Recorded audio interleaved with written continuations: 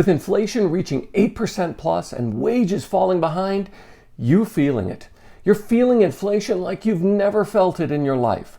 And don't even look at your 401k or IRA because the markets are down more than 20% already this year. We begin with the state of the economy. The U.S. Bureau of Labor Statistics has released the latest inflation data. Inflation remains near 40-year highs. Hey, and if you're wondering, it's pretty much a foregone conclusion that we are in a legit recession. As the economy contracts, unemployment will likely tick up and everything will cost more. That's right. The numbers reveal inflation remains high, but slowed slightly in April. Consumer prices are up 8.3% from 1 year ago. But hey, here's the good news. If you don't eat and you don't need a place to live, then inflation is just a little blip on your radar. And even Jeff Bezos is jumping on the bandwagon, saying that inflation is a regressive tax.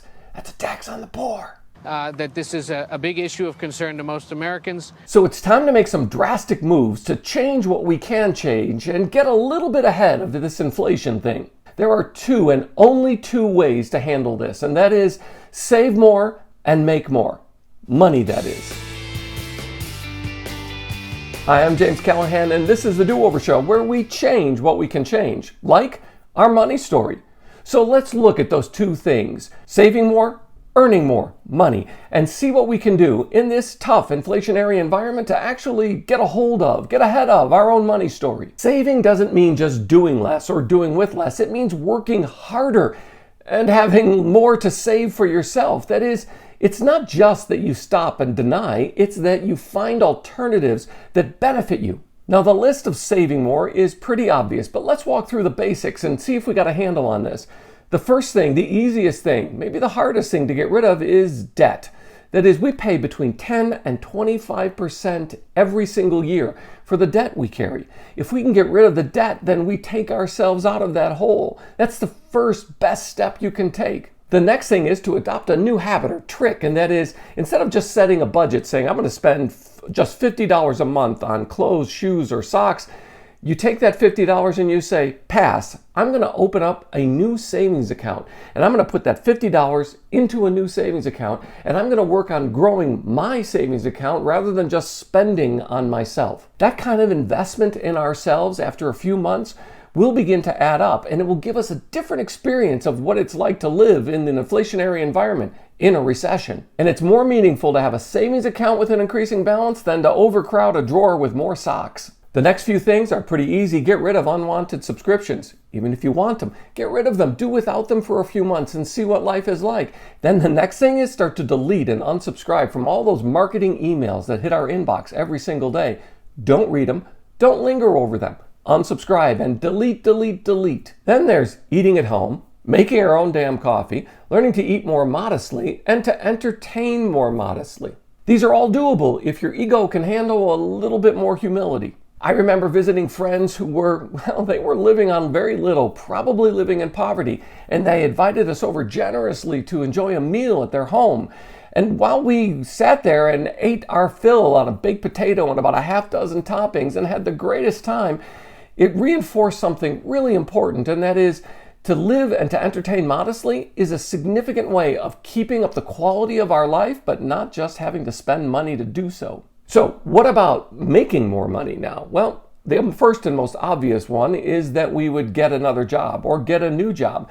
It's the easiest way to get more money, and it's going to be the hardest for most of us. You see, over our working life, those of us who are able to change jobs for good reasons every 2 to 3 years will wind up making between 15 and 25% more over the totality of our work life than people who just stay at the same job, get a 2 or 3% pay increase, and trade off that increase for, well, the comfort level of not having to learn new work, new commute, and a new job. But that, of course, means upsetting routines, making new friends, and learning that new work and taking on new challenges. That, instead of keeping and holding on to the 2 or 3% increase year over year that we're lucky to receive at the same job. Now, if inflation stays anywhere close to the 8% plus that it is today, that means you'll only be taking a pay cut of about 5% every year you stay at that comfortable job. The next step is to start flipping somebody else's crap on eBay or Facebook Marketplace, or start digging through your own basement or closet or that shelf, all those things collecting dust, the things that you don't use, the things that you just don't get rid of.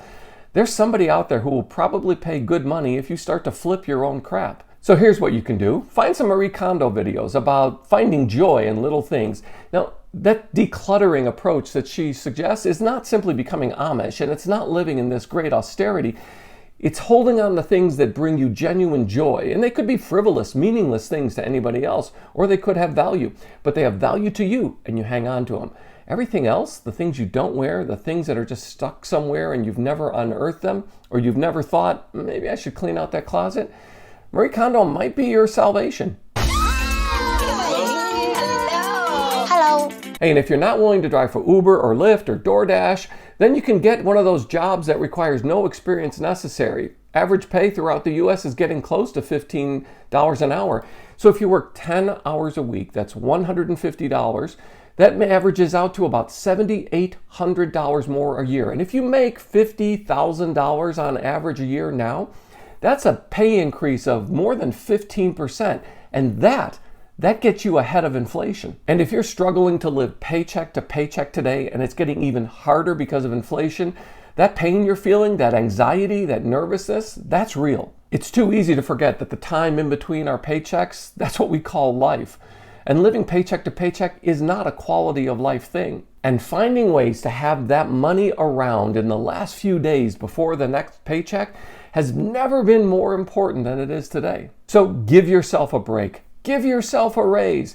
Invest in yourself. Save in ways that actually improve your money story. By saving more and making more, you can take control of your money story when the economy is out of control.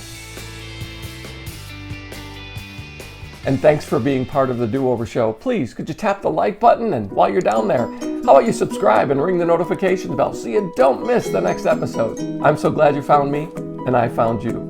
Thanks.